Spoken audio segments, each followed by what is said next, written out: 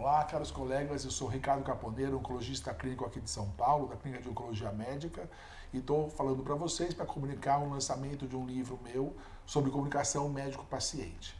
Esse é um tema muito delicado na medicina atual, que está ficando cada vez mais tecnicista, esquecendo muito do lado humano da medicina que a gente aprendia nos bancos de colégio.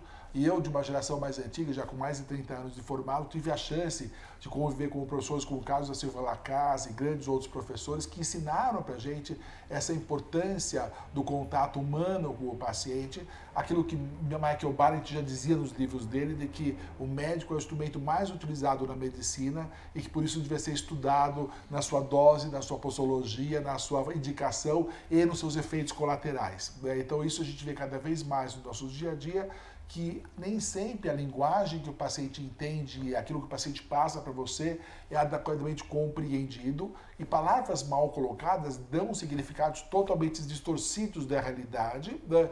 Tanto da queixa que o paciente faz para o médico, do vocabulário que o médico não conhece, quanto no oposto, quando os diagnósticos e as previsões que o médico dá, uma linguagem que não é aquela que o paciente sabe interpretar adequadamente. Então essas distorções geram conflitos extremamente grandes que a prática do dia foi mostrando ao longo desses 30 anos o grau de importância e insatisfação.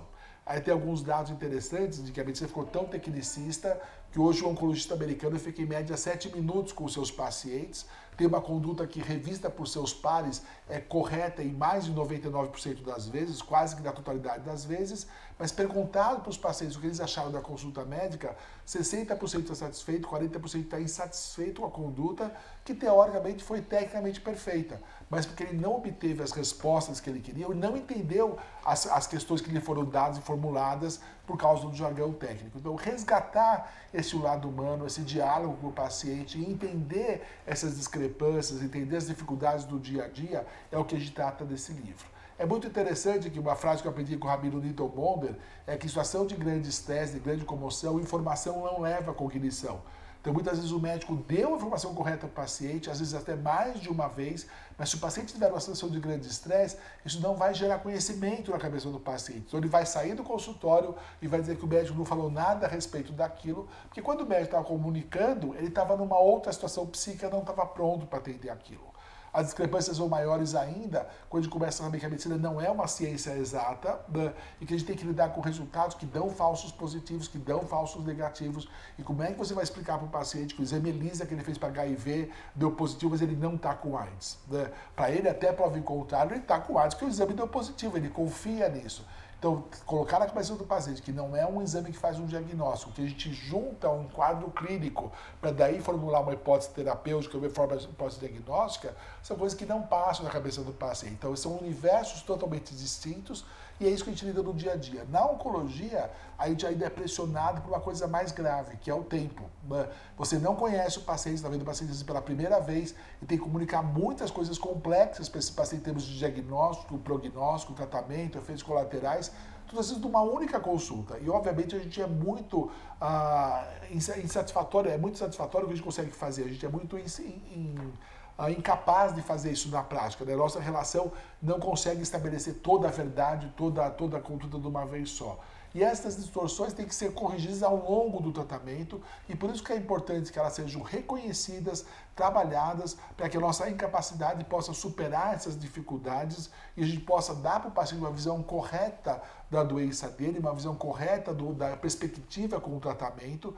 E isso, a gente diz que em 2010 saiu publicado um trabalho muito emblemático, que é a doutora Jennifer Temel, que mostrou que essa função correta, a interpretação do diagnóstico, dos procedimentos, fazem os pacientes com câncer de pulmão avançado viverem 4 meses a mais. Ou seja, que dá satisfação ao paciente e mostrar corretamente o que está acontecendo é um instrumento terapêutico muito importante no nosso dia a dia. Então, assim, para lidar com tudo isso, entender até do ponto de vista jocoso, o livro está escrito em uma linguagem bastante tranquila, qualquer um consegue entender. Eu tenho um afilhado meu que é biólogo especialista em imunologia de tubarão e que ficou fascinado com o livro, ou seja, ele nem fala com os tubarões, mas ele ficou fascinado com o livro, porque o livro é escrito para todo mundo, não só para os médicos, então ele é para mostrar, então, nesse binômio de paciente e médico, para os dois lados, a importância de uma linguagem precisa. Então, mostrar para o paciente também, que muitas vezes chega no médico e fala, doutor, eu estou com uma uma gastura, né? Eu demorei muito tempo para discutir que uma gastura não era só epigastralgia, né? Que uma gastura, até que o paciente falou que estava com gastura na cabeça. Assim, para mim, gastura era queimação no estômago, né? Então a gente vê o paciente fala assim, não estou indo aos pés, aí eu já fiz um chá de bico, eu estou com jojoca, assim, então, e o médico tem vergonha de perguntar para o paciente o que são esses termos, que o médico não quer passar por ignorante, e fala assim, não deve ser nada importante, né? E vai relevando para o segundo ponto, né?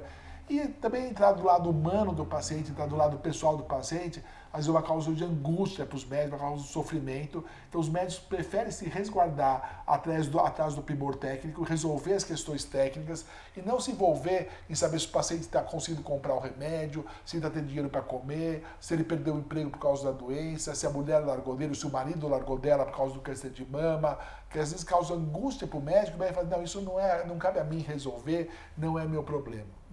E na verdade não é assim que acontece, porque a gente sabe hoje, quando a gente faz cuidados paliativos, que os sintomas não são só gerados do ponto de vista orgânico, a percepção do sintoma ela é modulada pelo emocional, pelo cultural, então há uma dor que pode ser de pequena intensidade para um, pode ser extremamente grave para outro, então a intensidade da dor, a dor é um sintoma mais típico disso, ela é modulada emocionalmente, a forma que o paciente relata isso no dia a dia tem importância para você, e quando você vai tratar a dor, o efeito analgésico vai ser diferente de um do outro paciente, porque a dor tem significados diferentes para esses pacientes. E a gente não pode achar que deve tratar toda a dor igual. Se você não tratar o lado psicológico, o lado que está associado àquilo que é sempre psicossomático, né? Se a gente não entender isso, a gente não vai conseguir o tratamento adequado. Então é importante entender o sintoma, a expressão do sintoma, qual o impacto que o sintoma tem na vida do paciente, e tudo isso depende de comunicação que deve ser o mais clara e precisa possível. Então, assim, na verdade o livro não é um tratado teórico, é um livro de pouco mais de 150 páginas, é um livro pequeno, de leitura fácil, as pessoas que já leram o livro, leram isso em 2, 3 dias, a pessoa tem o livro lido por completo. É mais para passar essa mensagem, para entender essas dificuldades, para que as pessoas possam, a partir daí, se tiverem interesse, se aprofundar no ponto de vista mais técnico. Então é mais um livro para chamar atenção a essa problemática, trazer ela à tona e tentar mudar um pouquinho essa rotina que a gente está ficando na medicina, de ser tecnicamente precisa, muitas vezes voltada a uma parafernália de intervenções tecnológicas e novos exames, de interpretação desses resultados, sem dar o valor ao humano que está por trás disso. E o humano é tão importante, como eu falei para vocês, os pacientes estão insatisfeitos com as consultas, mesmo tecnicamente precisas, que é tão importante que por isso a gente não foi substituído pelo Google hoje, né? Porque o Dr. Google tem resposta para quase tudo, mas ele não sabe interpretar na sua realidade. O doente não sabe se aquilo que ele está lá vale para ele ou não, e ele interpreta os resultados que estão lá também da forma que é melhor para ele. Então, às vezes o paciente lê a mesma informação e dois pacientes distintos interpretam de formas diferentes. Eu fazia, quando você diz para o paciente que a chance de sobrevida é 50%, metade vai olhar que tem 50% de chance de estar vivo, a outra metade vai dizer que tem 50% de chance de morrer. Né? A história do copo de vinho, né? Meio cheio ou meio vazio. Então, 50% é o mesmo dado para os dois, mas a forma que o paciente vai interpretar depende de como você colocou para ele, da expectativa de vida que ele tem, e é isso que o médico precisa entender.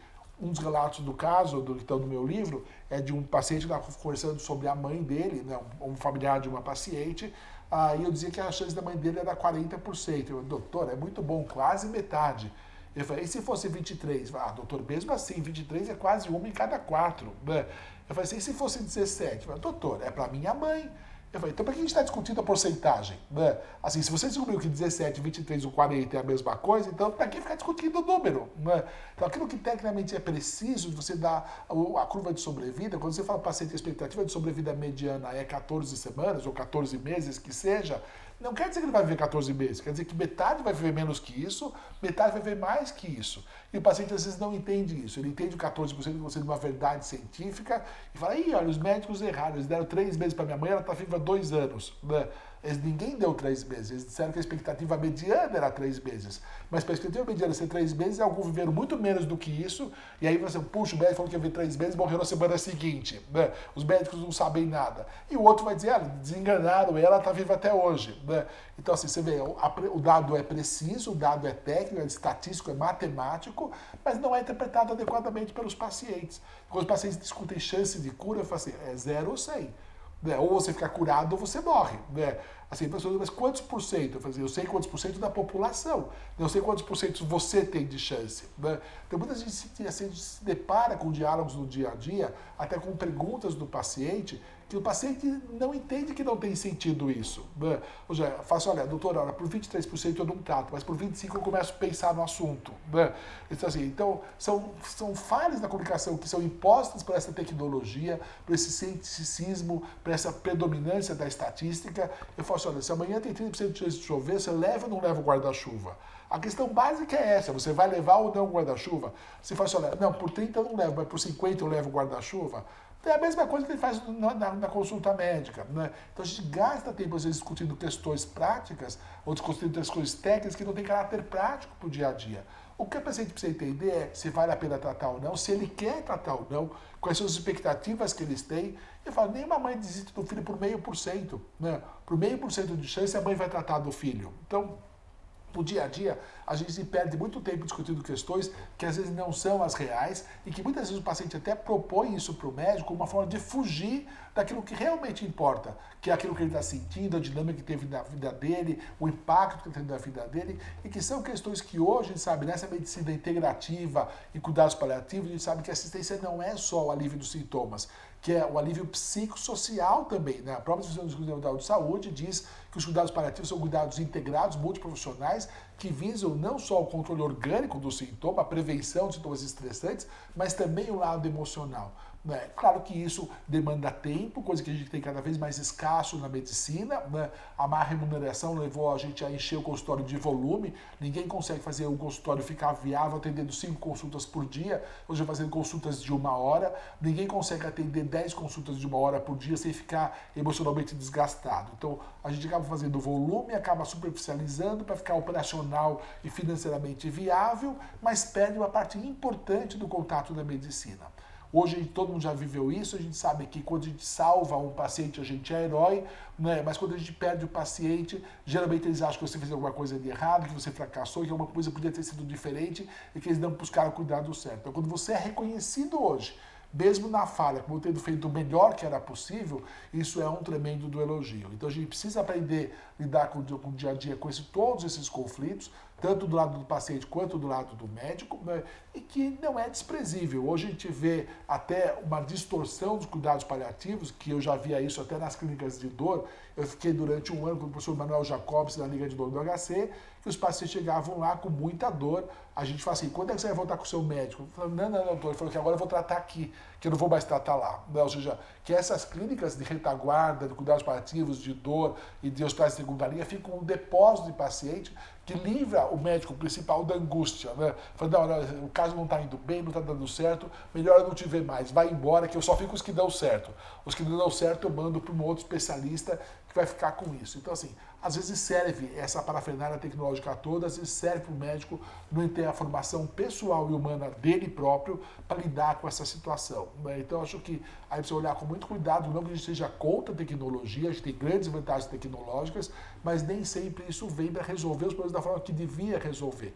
Existe um grande marketing da cura hoje, de a gente achar que os exames resolvem tudo e a gente se concentra nisso e foge do lado humano da medicina. Então, os grandes médicos hoje que estão na prática, aqueles grandes médicos reconhecidos hoje, são exatamente aqueles que dão o lado humano, que dão o lado pessoal e não aqueles que dão o primor técnico. Porque o primor técnico hoje a internet vai suprir, daqui a pouco já tem a cirurgia robótica, daqui a pouco os cirurgiões robôs vão estar operando sozinhos, sem nem o teu cirurgião mais. Para quem assistiu o último filme do Alien, isso já é da ficção científica, está muito próximo dessa realidade, de você programar o robô e o robô fazer toda a cirurgia sozinho. Então o que falta e o que a gente precisa resgatar é esse o lado humano da medicina e o livro acaba sendo um alerta para isso, para mostrar o quão preciosa é a comunicação médico-paciente e o quão terapêutica ela pode ser se for bem utilizada. Eu espero que todos leiam o livro, né?